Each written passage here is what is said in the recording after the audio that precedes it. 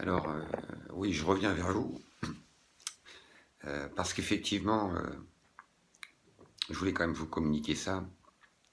On avait évoqué, effectivement, bon, j'ai évoqué le parcours de sevrage, les contacts que j'ai pris, quelques adresses que vous connaissez déjà, une ouverture au dialogue, le souhait, effectivement, de pouvoir communiquer avec vous dessus.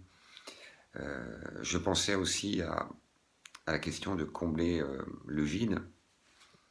Après, effectivement, le, le sevrage et le début peut-être de l'accompagnement psychologique, humain, qu'il peut y avoir de votre part et de soignants, d'équipes pluridisciplinaires. Ça peut être celle effectivement d'un secteur de psychiatrie, hein.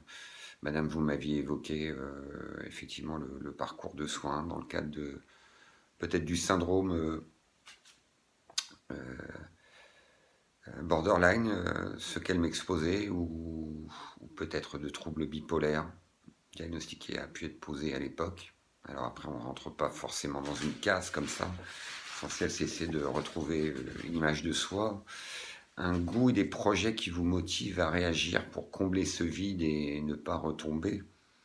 Donc, alors, projet professionnel ou autre, il faut arriver à dépasser le sentiment d'échec, qui est peut-être d'ailleurs dans l'inconscient, puis qu'on refoule. Donc, alors, mais que faire, bon, une activité professionnelle ou en tout cas une activité qui vous occupe l'esprit, qui vous rend joyeux, qui vous concentre sur quelque chose. Bon, alors je crois qu'en termes de projet professionnel, bon, on évoquait l'armée, elle m'évoquait l'armée avec le soin, je ne sais pas si c'est le bon terme, même dans les bureaux, bon, pourquoi pas, hein.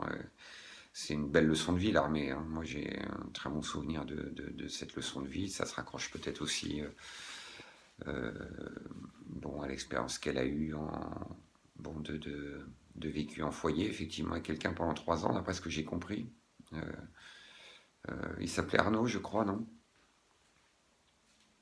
Euh, alors, bon, que d'autres? En tout cas, l'activité artistique. Bon, est-ce que c'est la décoration, la peinture, le dessin? Je crois qu'elle aime ça aussi. Elle a pu bon, peindre des tableaux, je crois, c'était quand elle était à l'EPSM d'Armentières. Certainement très utile, ça vous occupe l'esprit.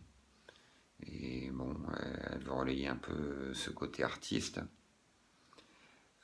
Reprendre une activité d'accueil, elle a le sens relationnel, donc ça c'est effectivement à sa portée.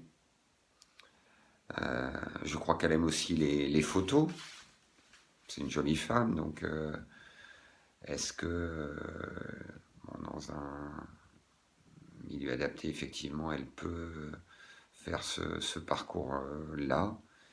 Effectivement, l'équipe pluridisciplinaire d'un secteur de psychiatrie aussi peut peut-être l'aiguiller, lui ouvrir des portes dans ce cadre-là. Vous, peut-être votre réseau familial et relationnel aussi, la relancer là-dessus.